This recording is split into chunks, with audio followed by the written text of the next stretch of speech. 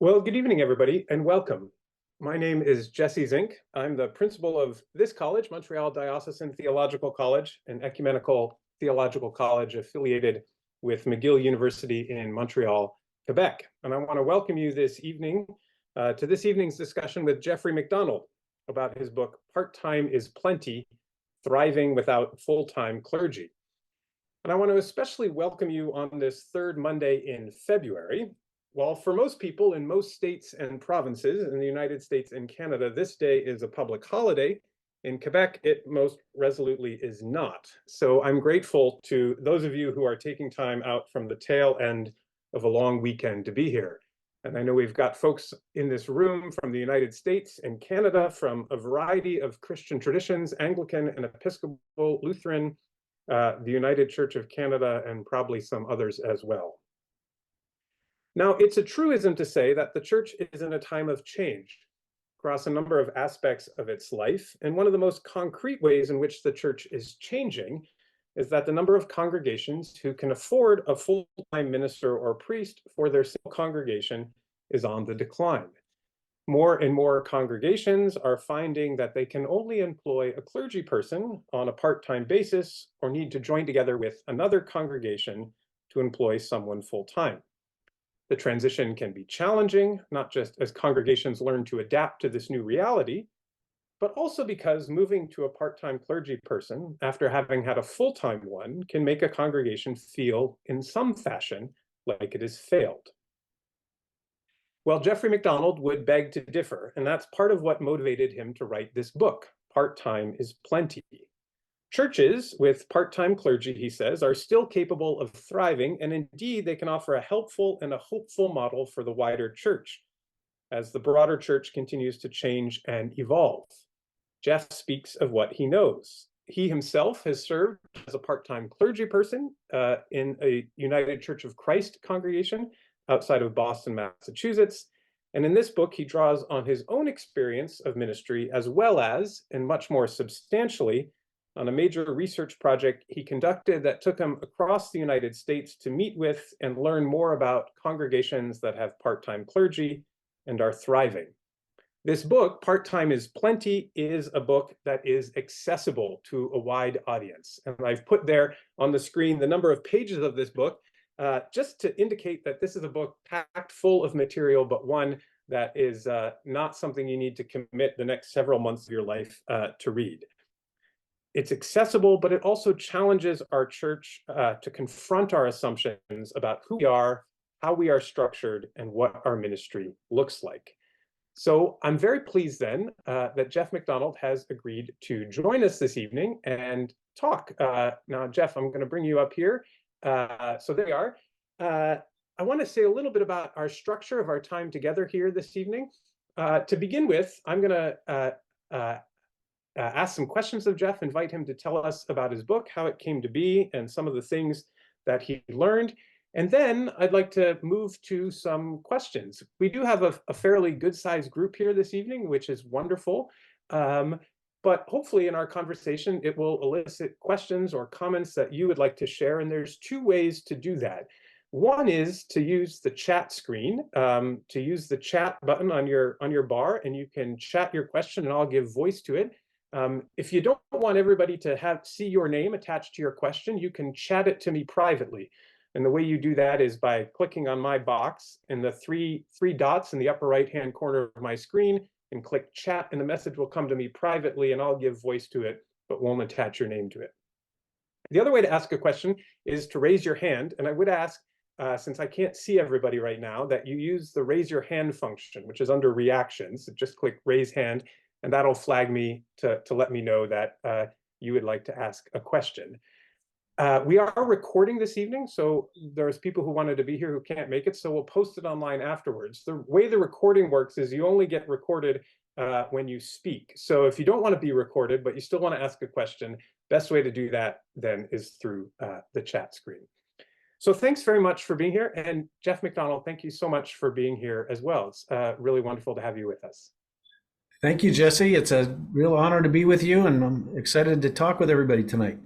Yeah, so I want to begin with this question, which I sort of hinted at in my introduction, which is that I think you mentioned this in your book, which is that sometimes congregations that move to part-time clergy models can feel like they have failed. So let me ask you this right off the bat. Is a congregation with a part-time clergy member, has that congregation failed? Drum roll, everybody hold tight. No, they have not failed. Uh, this is not a surprise given the topic of my book, but I would add to it with absolutely, it deserves underscoring that they have not failed by any means. What they've done is a few things. One is to embrace the traditional model for the church, that by far the dominant model across the centuries and across cultures, both through the centuries and today, is a part-time ministry model, a model in which the clergy person serves the church and may or may not be paid for that. But certainly in the West, we're used to the paid model, but even that is relatively recent. That it would be, when I say what's recent, is the full-time model is something that didn't become a norm to have a full-time pastor in your local congregation. That didn't become a norm until the late 19th and early 20th centuries. And we can talk more about why that is, but it was largely driven by economics. And so what we're reclaiming is a traditional model that has been used to grow the church, to enhance thriving spiritual communities. The genius of it is the adaptability. It works in all different settings, in affluent and poorer and in between communities. And so these churches have not failed. They've embraced a traditional model, and one that I would add is both biblical, affirmed in the teachings of the Apostle Paul, who's a tent maker himself, and also it's giving rise to an affordable way of doing church in today's world that is also energizing and galvanizing for a distributed pastorate, or a distributed sense of the Spirit being among the people, so that there's not an excessive dependence upon one full-time professional, but there's a greater distribution of the ministry in a way that's really healthy spiritually and conducive to maturity in a Christian community. Great. You just used a couple of phrases I want to come back to, but one thing that you say in the first chapter, or maybe it's even in the introduction, is you talk about goodbye to bias, stigma, and idols. And I think that's part of what we get at with this sense that congregations with part-time clergy have this sense perhaps of failure in some cases. Say a little bit more about how you've experienced that bias and stigma more broadly in the church. Sure. Yeah, I think that we've gotten used to an idea or an ideal that full-time is what everybody would want if they could afford it, and that's really the best, and anything else is well, you have to settle for something different, and this comes it's really a bias that comes out of a culture. It's not really so much coming out of church history. It's not really informed by scripture or tradition. It's more driven by by a consumer culture that has moved toward greater specialization, so that if your spouse cuts your hair, it's not as good as if you go down the street to a professional to have it done. You could still cut your hair at home, but people would kind of frown on that, or maybe mock it a bit. And in so many areas of life, there are we value this idea of going to the professional and let them educate the kids, let them slaughter the pigs, let them do everything, and that's a sign of progress. And and yet in the church, it hasn't really served us so well. With this full-time bias in the church, there is an assumption that we don't have full commitment from the people who are part-time, that maybe they're not all in, and that there's kind of this sense that a real clergy person is more committed than that. And sometimes we see it in committees on ministry. There are still people, I hear anecdotes, within the past few months of committees on ministry that will be screening out people who say, I want to do ministry, I feel called to ministry, and I plan to continue to work as a lawyer or as a software programmer. And they will be told by the committee, well, you need to give that up. If you're going to be serious about ministry, you have to let that go. I think that's completely the wrong message. That what we're getting to is a world where we're gaining more appreciation for the fact that clergy, like others, have a life outside the church and should have a life outside the church, whether they're full-time, which is 40 hours, or part-time, which is 30 hours or less. No matter what, we're talking about folks who are using less than a quarter of their week in a paid vocation. Even if you work 40 hours, that's still 24% of your 168 hour week. So my point being that we have, we're all more complex than we sometimes acknowledge, and we're beginning to wake up to honoring the various forms that ministry can and should and needs to take. So I wanted to then ask to maybe define some of the things that you were studying here. So thriving without full-time clergy. So part-time, I think you define in the book as basically less than, I think, 30 hours per week. So that includes people who might be in what we call bivocational roles, where they're such as yourself, where you're partly in a congregational context and partly in another form of employment. It includes congregations that have joined together to share a clergy person.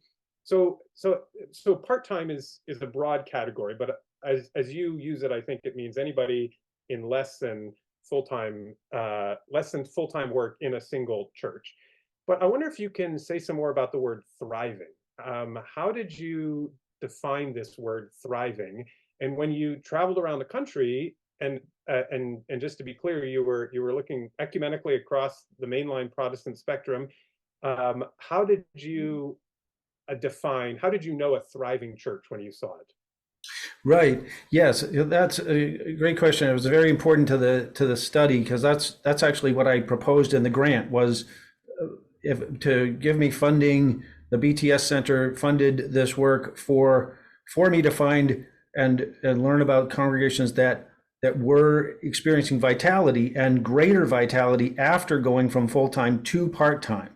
And that certainly doesn't describe every church that makes this transition, but enough to have made the transition that we need to look at them and learn from them. So the criteria that I was using were of this scope. They all needed to have attained financial stability. That was non-negotiable. And by that, I meant that, even though that's not a spiritual term per se, but it's very important, as I'm sure everyone on this call can appreciate. If you don't have financial stability, eventually you're going to go under. So these were all churches that had gone from being unstable when they had full-time clergy because they were living beyond their means, to being stable where they were balancing their budgets, basically. And then they also had another mark, at least one of these other marks of vitality, such as a deepening commitment to mission and a growing impact in mission. In some cases, they were growing their worship attendance. In some cases, they were growing their engagement. So they might not be adding worship attendees, but the people that they had were were substantially more committed, more engaged, more involved in the life of the church and the ministries that were shared. So those were the ways that we were measuring that, was to see at least one of those in addition to financial stability.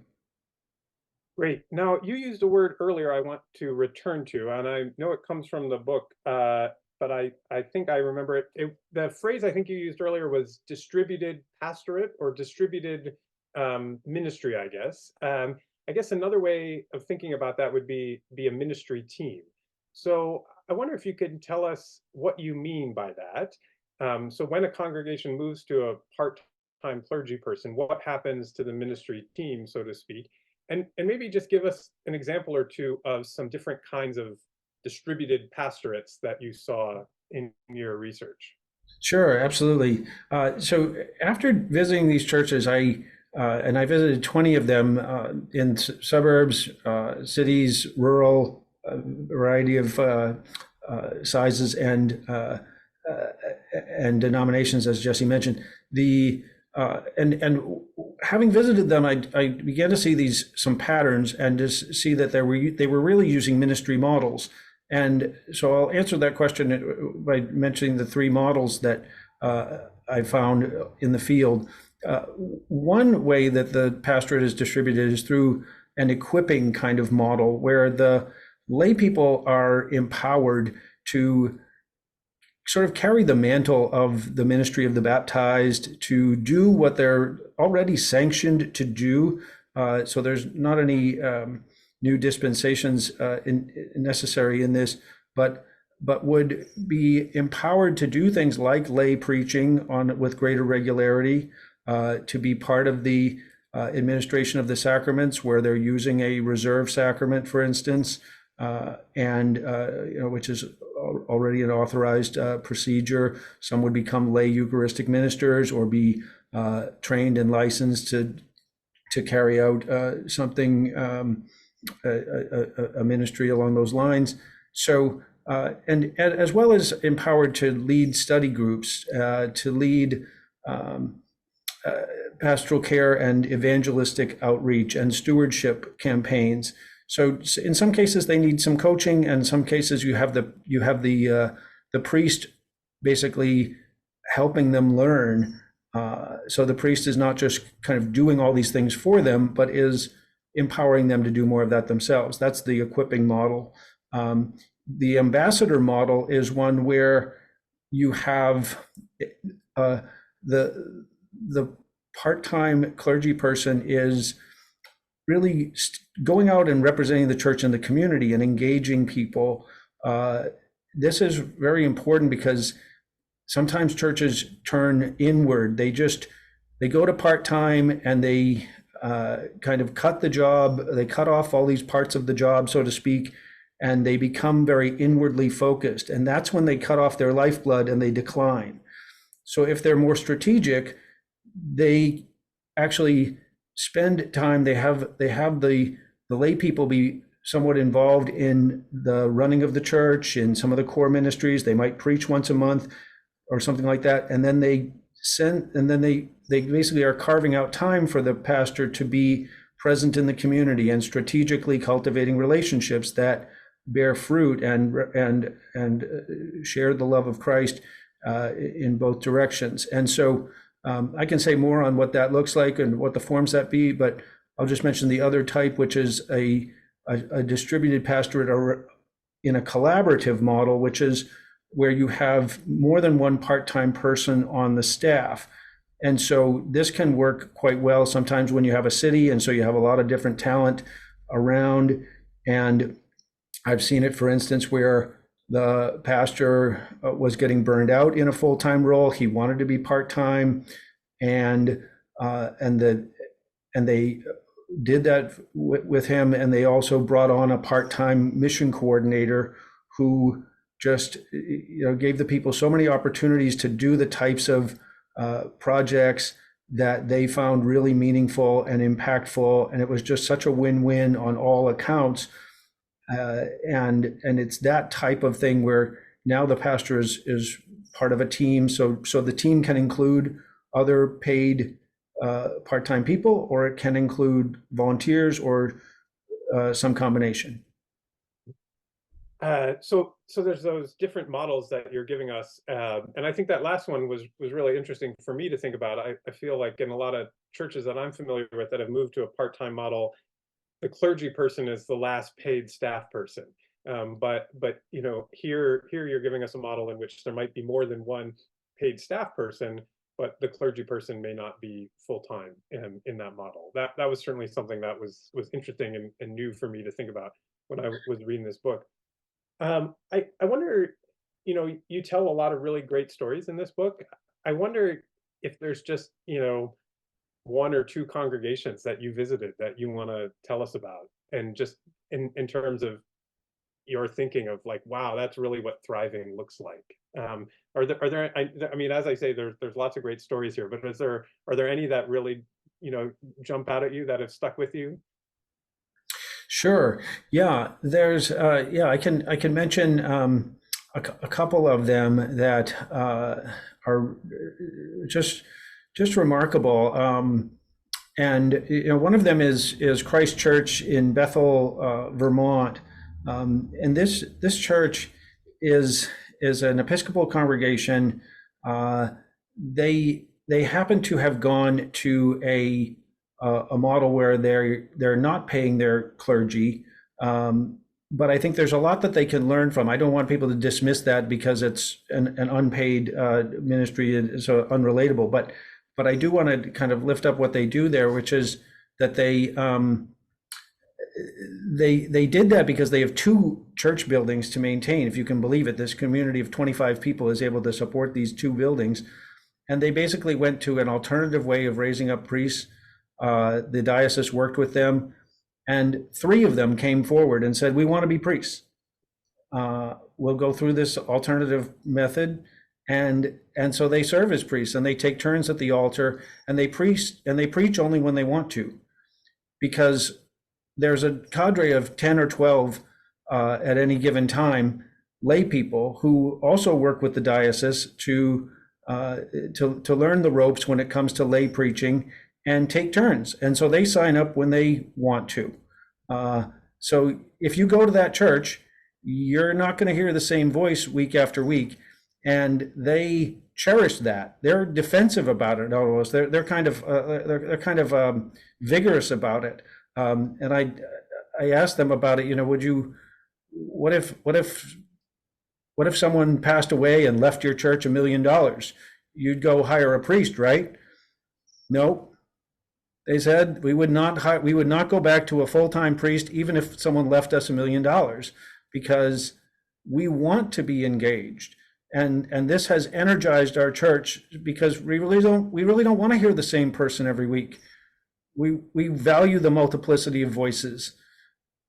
And so that was just a really an example I did not expect to find, but it was there. So that's one example. Another was a church where it's Christ the King Lutheran Church out in Tacoma, Washington, where the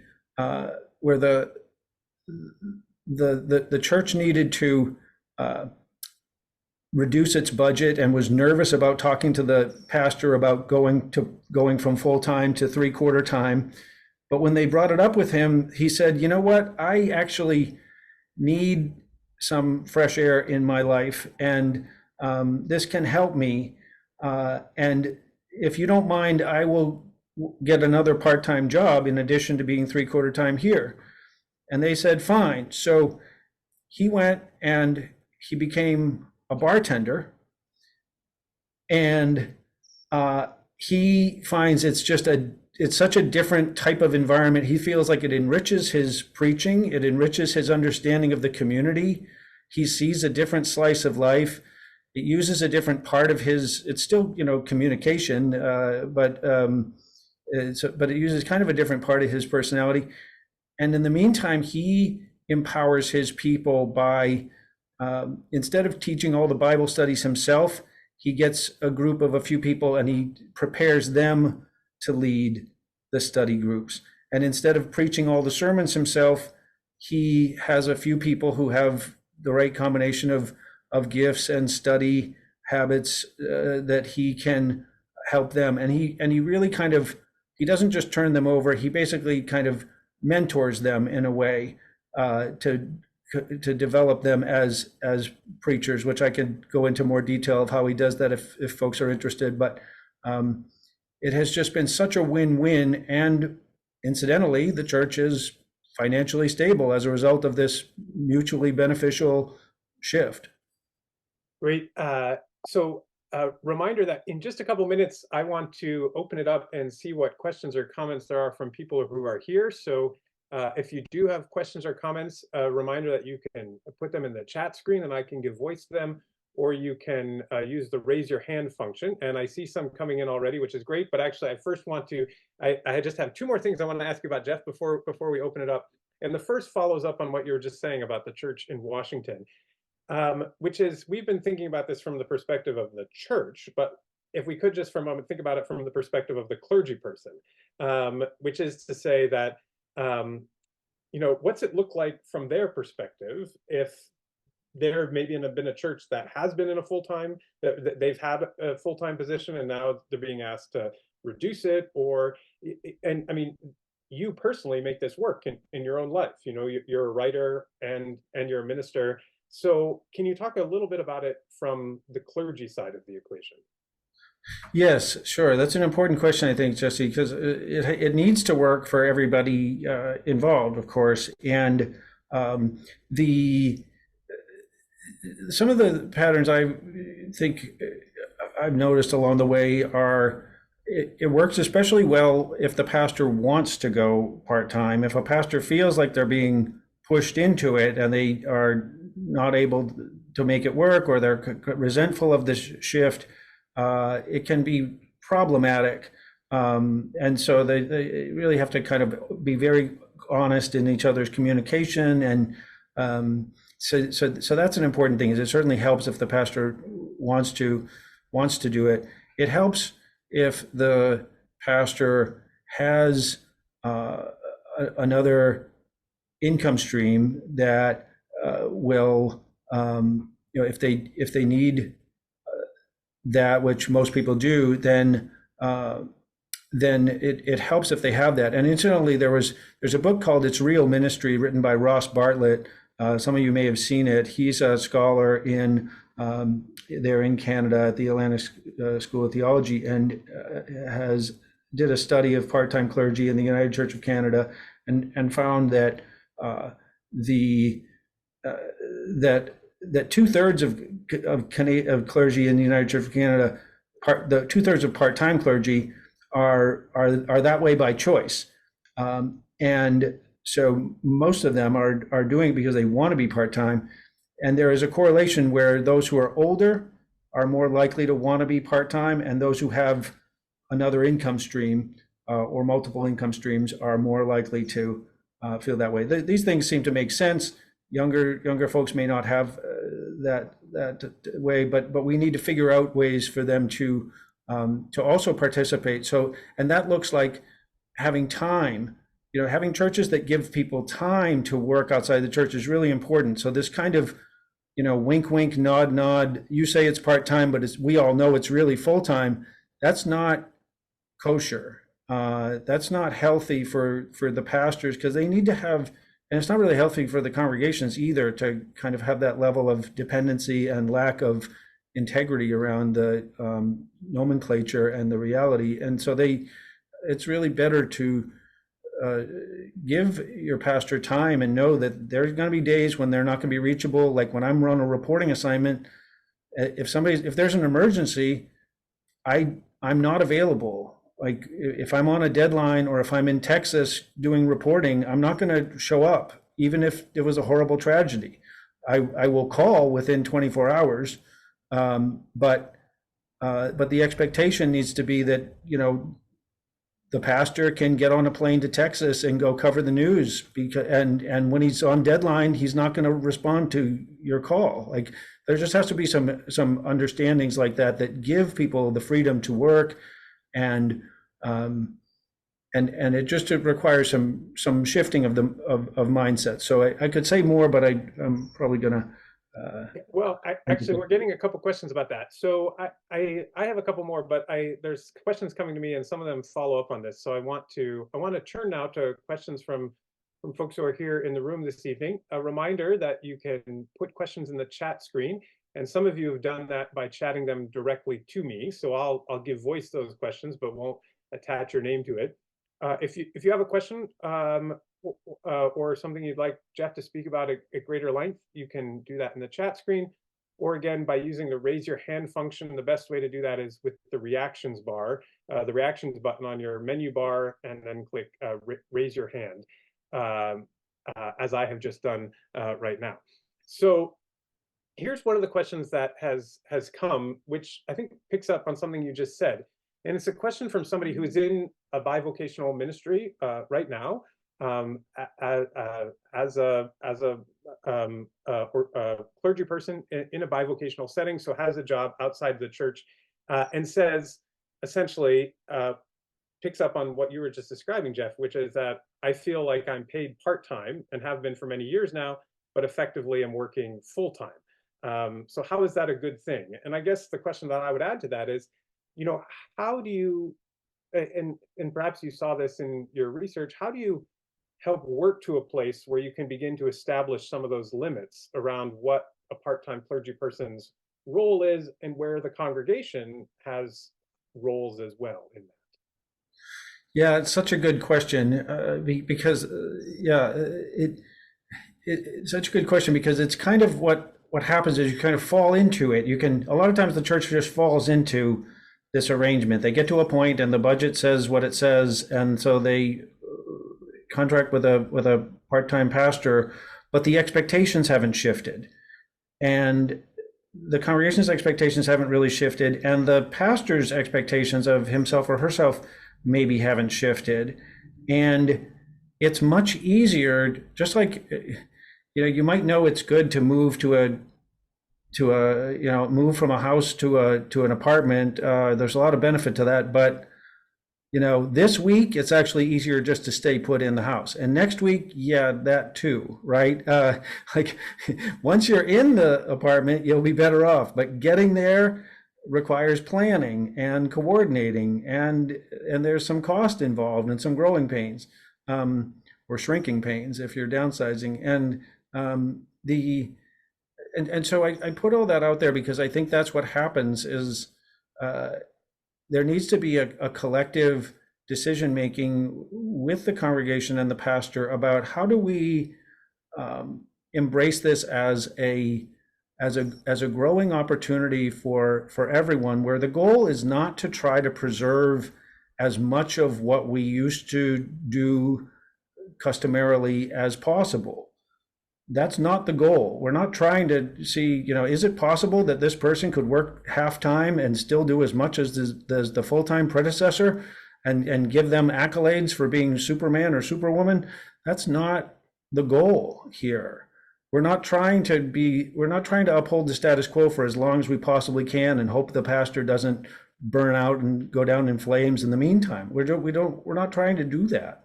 In fact, and it goes to a place of saying, of really recognizing that what we're doing with this is much more than a staffing tweak. It's a journey to be the more mature church, to be the church that's more shared in its ministry and more distributed, and to really think about what would that look like if we really did share the ministry more equally, if we really did, and that may look different. It may not just be a matter of assigning roles that the former pastor used to do, but to look at who you have in your congregation and what are their gifts.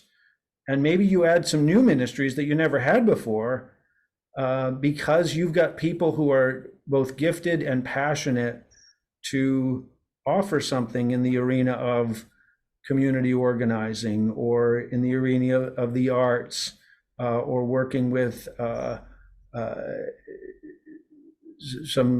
with a group of youth, or with people with disability, or there may just be ministries that you didn't have before, but they rise up and others are let go. So, but that process of being able to let go of some things is really important. If you don't ever let go intentionally of some of the ministries that you just don't need to keep forever, then they're apt to color your expectations and be the beating drum that keeps you kind of in a rut. So thank you. A couple more questions coming to me. They're really good ones, so I'm gonna try to give voice to these. The first one follows up on what you were just talking about, and you use this word process. And so one question is, how do you begin the process in a congregation of moving from maybe a full-time situation where you're under financial pressure, the congregation is under financial pressure, to a thriving part-time situation? I appreciate that that's a large question, and so does the person who's asking it. But any kind of tips on how to begin just even talking about it and broaching that subject in a congregation? Yeah, great question. Yeah, because we're talking now in this case, there's still a full-time pastor in place, and you're beginning to think about the process and how would we go about it. Yeah, to to have a process that kind of brings people's minds together and expectations together to kind of identify what are we called to be together and to do, and the impact that we're meant to have in this community, and what it is in this community that we're called to bring forward. To kind of have those kinds of conversations can help move the church toward a focusing on what will we be and how will we be together? What will we concentrate on? Can be a helpful way to go where because there may be a lot of anxiety around it and around loss and how's this going to work, and what are we going to lose, and yet kind of I think it helps in terms of process to think about what you're going to gain. And one of those gains is going to be financial stability, which is going to ease a lot of the anxiety. It can bring some financial stability, but even with that, it comes with the intention around how are we going to be? How could this be an elixir for us? How could this be a galvanizing dynamic in our life of the church? How could this help us be less sort of passive or less consumeristic in our approach to religion and more engaged and see ourselves as practitioners? Could that be exciting for us in some ways? Could that be liberating for us in some ways? What might that look like? And have some fun with it, play with it, be imaginative. Think about if you could do anything you wanted with your church energies and resources. What's the dream? Because a lot of us in church we are dreamers, right? We do like to imagine the beautiful, beloved kingdom. Well, let's imagine that. Let's give ourselves the freedom to do some imagining and put a little flesh on that. What could that look like? And could this be a ticket to usher in a fuller form of the beloved community? I really think it can. It's kind of God's Trojan horse, kind of ready to take us. I love that image of moving away from consuming religious services. Moving away from a consumer-oriented relationship to church and towards a more engaged model. Several more questions. I'm going to try and get to as many of these as I can, and you're all sending them to me privately, which is great. If you want to take advantage of any of the other ways, that's fine as well. Okay, question then about we've been speaking about the clergy person in relationship to the congregation, but what about the clergy person in relation to broader responsibilities, whether diocese, presbytery, synod, whatever the judicatory name is? responsibilities for continuing education. And so I'll answer this by saying you actually write about this directly in your book and how challenging it can be. Um, and the question is, do these judicatory bodies like dioceses or synods adjust their expectations, their meeting times, for instance? And the answer you give is mostly no. So I wonder then, I just want to phrase this question slightly more broader, which is, what does the broader church have to learn from congregations that have part-time clergy people? Yep. Right. Well, absolutely. I feel like there is a lot that the church can learn from congregations with part-time clergy and from the part-time clergy themselves. And yet there are these systemic blockages that do hinder that. And so what would some of those be? I mean, some of it is an appreciation for what the part-time clergy person is managing, and that when you send these some of the paperwork, some of the bureaucracy, some of the assumptions around, we expect you to attend this meeting, or we expect you to fill out these forms, or and you say, I'm sorry, but I don't have an extra day this week for administrative paperwork. I just sometimes those people need to be made aware that that those are bringing a full-time bias or a presumption of a different type of staffing. So some of it's just raising awareness, and some of it is also it brings about the question of advocacy and voice within the denominations. That on the one hand, these churches they're not just few and far between, as I'm sure many on this call know. This is normal, and yet our denominational systems sometimes just don't are built for a different type of church, and in terms of the expectations, and so it is important to advocate. So it's important to have pathways to advocacy. It could be very helpful to have, just like you have interest groups within the church. There are some who speak for disabled populations, some that speak for indigenous populations, some that speak for women and other groups. And why don't we have a voice that speaks for clergy who serve part-time, or for congregations that are led by part-time clergy? How come they're they're 35, 40, 45% of the people at the meeting? Why aren't they acknowledged? And some of it might be that sort of, well, some of it, the church doesn't really know what to do with churches that are of a different mold than they were planning on, and they may not know what gifts are brought. But I would really believe that if you give those voices a chance to be heard on a stage or on a panel, let these voices speak on panels. Let these voices lead some workshops. Let them show the way in terms of this distributed spirit and sharing of the pastorate, and what that can look like, and what the benefits can be for engagement. Let them tell their stories, because I've done that. Sometimes I'll speak at an event, but the best part is when I turn it over to the panel of clergy people and they tell their stories. They're the ones who get the applause and just because they're so inspiring.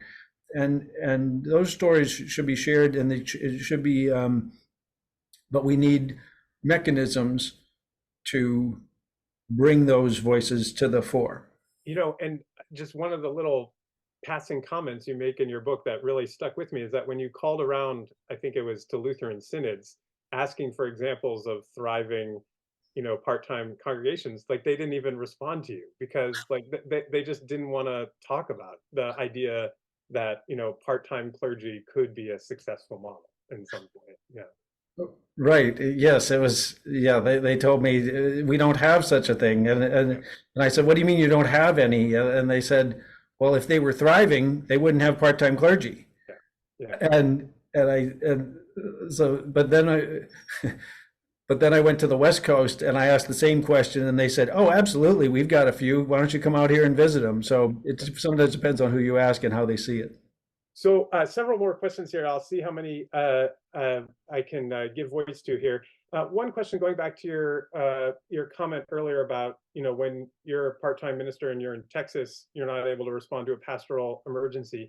So the question is about what kind of training then do other people in the congregation need to respond to those sorts of situations? And I guess I'll just say you do have a whole chapter here about education and theological education more broadly for the whole church. And I'm obviously very interested in that. And if we had more time, I'd ask you some more questions about that. But I guess just thinking specifically about this question about pastoral support and training, what kind of education, have you seen that works well in those situations? Yeah, great question. One program that I've seen churches use that has been well received is the Stephen Ministry Training. That is a program that has some Methodist roots, but is not used only in that denomination. It's basically for lay people to do Christian counseling with people who are in transition, and so that can apply. It can be used in grief settings. It can be used in trauma settings. It can. I mean, it's not exactly trauma, so they might want to complement it with a trauma ministry if if they felt they needed that. But it's just it's a good kind of training program for people to feel confident and to have that, because it's meant for lay people. They're not trying to be mini priests or something. They're lay. It's for lay people. There's also some of you are Anglican, so the idea of the diaconate. There can be a role for deacons in this. There's other types of training. I mean, it may be sort of denomination specific, that you may look like we have something in the United Church of Christ called Called to Care.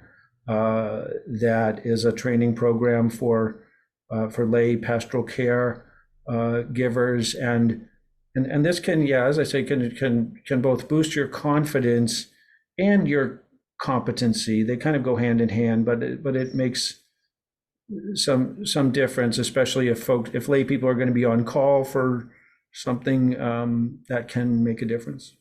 And I want to ask a couple more questions, so I'll just highlight this for people who haven't read this book. But I think what you're really describing here is that moving to a part-time clergy person isn't just a financial decision, but changes the nature of the whole church and calls people to take on other roles, whether that's in relation to pastoral care. You gave an earlier example of preaching, and so really that transition, and this is what you describe in the book, is about raising up more ministers, not necessarily ordained, within that congregation, and helping them find the support they need to thrive in those roles. I think that's really what you're describing in the whole book. Yeah, it is. Yeah, I mean that is certainly a right, something that we do see. It's an expression of this, right, of where lay people will embrace it. But I would add that the way that the ministry is interpreted and embraced by the lay people really varies quite a lot from one setting to another, and even the way that part-time clergy people will interpret their role can vary quite a lot, and which I think really is. I don't want people to feel like, oh, then where do we begin? How do we know what to do? On the contrary, it's more sort of a matter of recognizing that there's the genius in this approach lies in the way that God can use this depending on your gifts and what you have. That kind of reading your environment and giving folks the room to be what they are yearning to be, and to live together in a way that might look different. It might be simpler. Some of the complexity that you're used to in church life might give way to a little bit more simple way. It might feel kind of at peace. You might only have 2 or 3 or 4 things that your church does. We just do these 2, 3, 4 things. That's it. And it might, one of them might be worship, and one might be fellowship, and one might be service, and one might be learning, or it might only be 2 or 3 of those. You see what I'm saying? And but you can make room for it. That you don't need to feel like you have to have a bunch of ringers, like mini priests in waiting Yeah. to do this. Let me, boy, these are just such great questions. I'm having trouble sequencing them here, but so thank you all for asking them. Question, what do you think? The question is this: what is the minimum amount of clergy time that's needed to ensure the success of a shared model? Minimum amount of clergy time to. I mean, could you quantify it in terms of number of hours a week, or does it depend on the sort of whole ministry team, or because you've given us examples of a congregation in Bethel, Vermont, totally non-stipendiary clergy, to a 3/4 time person. Did you any thoughts of, I guess, where this could go wrong? Yeah, that's a good question.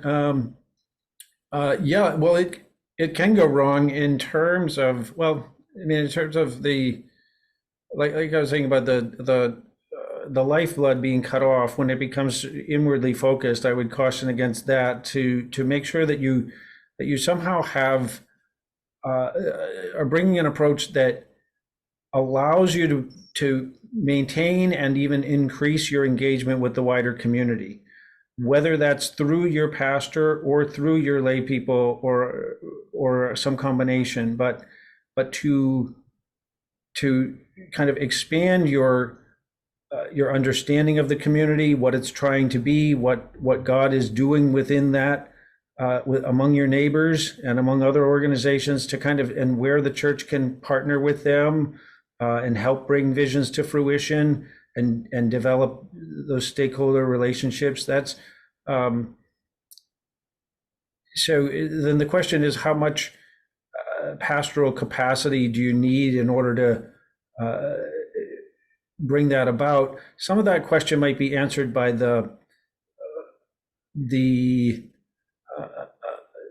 what the vision would kind of needs. I mean, when I write about the church in St. John's Church in Gloucester, Massachusetts, they have a 3/4 time pastor. He happens to be an Episcopal priest, and he is doing a lot of equipping ministry, and it takes time. So he's leading these 12-week sessions on evangelism and on stewardship training, and he's leading these. So it takes a chunk of the time. It's helpful in their case to have him at 30 hours or 32 hours, because but after a while they may not need as much from him, and so it's hard to answer on a formulaic level.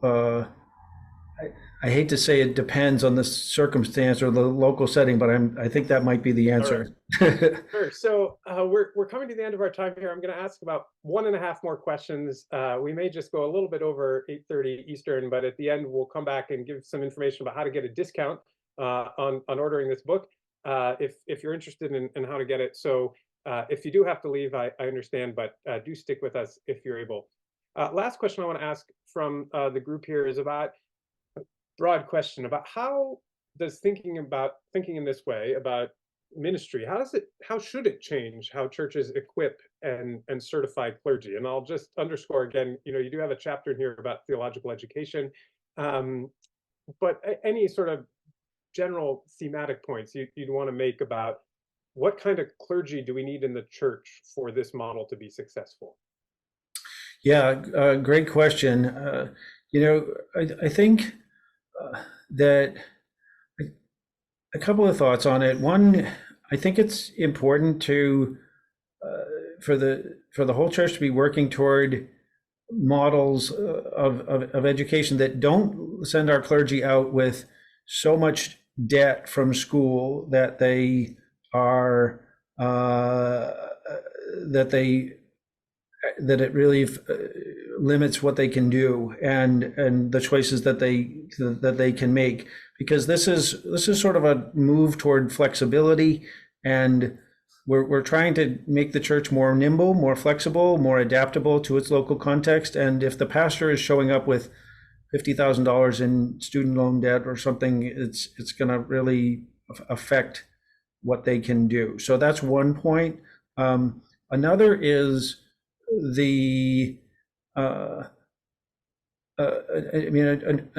another point here is about the notion of training and the value of developing skills along the way that one can use alongside ministry. I think there's to have some kind of technical skills. I've come to think that that's maybe a specificity that's worth naming, is if you have some kind of if you develop some kind of a technical skill, it's likely to serve you well, whether it's a foreign language or something in the sciences, or something in the building trades, or something in computers. I'm sort of couching all of that under the heading of technical, but I just think that those types of skills that can be done in a variety of locations and can be done on a flexible basis, like if you're working on software programs, or if you're translating, or if you're doing these things that can be done at different kind of hours, and maybe I'll do it on this day, or maybe I'll do it 3 days later, or maybe I'll do it late at night. If you have that can really help, in terms of so if we're training, so those are a couple of things that I think we want to graduate clergy who have either technical skills or the ability to develop them at least, and a limited debt load, and thirdly, I could make a few more points, I think, but one more that I would make is that we need pastors to be guides, to have the discernment skills to identify gifts. That to be a part-time clergy person requires kind of a different skill set of ministry skills than a full-time. It's less managerial. It's less about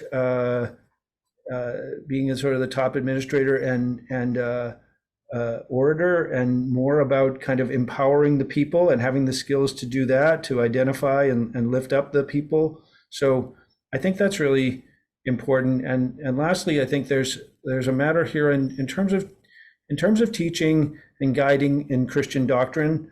I think it's important to have a pastor, that pastors do know sort of where Christian teaching begins and ends, and to help the congregation. Because if you're empowering people, they need some guidance around that sort of thing. Not everyone has as much theological training, and it becomes important to just make sure that what the church continues to do under a shared pastorate is robust Christian ministry in the name of Christ, and is not kind of wandering into something that's not recognizably Christian anymore. Well, thank you so much. Thank you all for being here and for your questions. I'm sorry I didn't quite get to every last one of them, but I want to say, Jeff, to you, taking us on quite a tour, beginning with some of the sense of stigma and bias that the church has against some of these models of ministry you're trying to describe, helping us think about what thriving ministry looks like and what thriving congregations look like and how we get there. And then helping us envision what a ministry team can look like and how we begin to move in that direction, releasing all of the gifts of the people there to serve the church and to serve the body of Christ. I am being asked the question if a recording of this will be available. Yes. Give us a day or two, but have a look at our website, which I'm putting in the chat screen right now. We'll put a recording up here if you want to share it with other people that you know, or you want to look back at it as well. The other thing I'll say is that if you are interested in hearing from other authors of other books, or you don't know what the book is, but you know what topic you want to hear about in a format like this, we'd love to hear from you. Drop us an email, info@montrealdio.ca, and if you have the idea, we'll try and find the author who's written about it. And I think we're seeing here just how rich and fruitful it can be to hear from somebody who spent so much time researching a subject. Let me put back on the screen this slide right here. Jeff, I think the best way to find out more about this book is to go to your website, G. Jeffrey MacDonald, that's MacDonald, not McDonald, .com. If you go there, you'll find a study guide, right? That can be used for this book. Yep. If you want to use it in a congregation, you can find some extracts from the book, and also you can find ordering information. So if you're in the United States right now, you'll find some links on Jeff's website. And I think the cheapest price that I saw was on the Presbyterian Church USA's bookstore online. It was 40% off. And now I probably have to pay some shipping. So I don't know what that is. If you're in Canada, unfortunately, we can't get you 40% off on a Canadian reseller, but it is available in e-formats and print formats from every major book distributor and bookseller in Canada. So if you're interested in the book, you can look for it in all the usual places online, print or digital. And wherever you are, you can look on gjeffreymacdonald.com for more information about it. But Jeff, before we finish, I want to turn it back over to you and give the last word to you and see if there's anything else you want to tell us before we wrap up. I appreciate all these questions so much, and I've just been thinking about the folks in Canada so much. I've spent this past year, I've been doing a course with folks in British Columbia out there have asked me to work with them, and I just feel like I've learned so much from the experience of Canadian congregations and how people are approaching it. I feel like this is much bigger than it's much bigger than just, like I say, the staffing sort of adjustments or how do we kind of do this. We're entering a time we really have an opportunity to do church in a way that I believe our wider community has been rooting for the church to do. That the society's kind of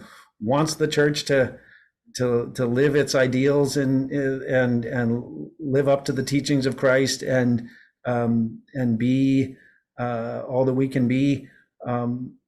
I really think we're on the cusp of that, and that this, I hope everyone feels like you're part of a very exciting movement that is being ushered in. That there may be an economic constraint that is nudging us, but is God not capable of using economic constraint to bring the church to to greater heights. I believe God is capable of that, and I hope that's how you feel you're being led. And I hope if you have, I guess one more thing is, if you have stories, send them to me. I want to hear about your churches, and if you've gone to part-time clergy, or you're especially if you're experiencing how this can be done in ways that that manifest the gifts of the Spirit. I believe in horizontal learning. So I learn from your grassroots experiences, and I help get those out to other churches that can learn from you. And so yeah, go on my website and send me a note that says you got a story to share, and I will follow up with you. So, and that goes tonight and in the future. Maybe your story comes along in a few months, and that's when you want to ping me. I'd love to hear from you. Great. Well, thank you, Jeff MacDonald. Thank you for spending this time with us tonight, and being so generous with your time and your wisdom, and answering the questions. It's been great to hear from you. Once again, the book is Part-Time is Plenty, Thriving Without Full-Time Clergy. As you can see, it's an accessible book. It's not one that you're going to be reading for months, but you're going to learn a lot from it. Great to read as well with others in your congregation. But thanks again, Jeff, and thank you all for being here. And have a great evening, and may God continue to bless your congregations and all of your ministries. Good night. Good night. Thank you.